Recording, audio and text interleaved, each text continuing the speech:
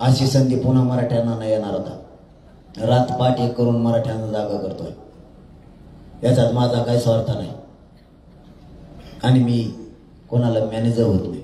सरकारचा तोच नेमका प्रॉब्लेम आहे, मी त्यांना मॅनेजर होत नाही, फुटतच गेलो। आणि ते मला आधी माझे लेबर कसं दिसतं, याला आत्ता फोडू ते माझ्याकडे आले, मी खपाखप बोलतो।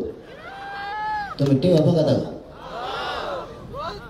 तुम तिकडे टीव्ही आहेत का? पण 7-8 जण हा म्हणले,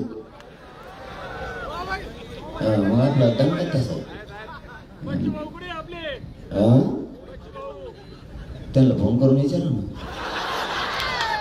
माझ्याकडे कोणालाच माफ नाही। अरे माझ्या कुटुंब बाजू सारलं मी या समाजासाठी, तर बाकीचीच काय किंमत करणार आहे? कारण या समाजालाच आता मायबापांना आणि पूर्ण आयुष्याच्या समाजासाठी अर्पण केले।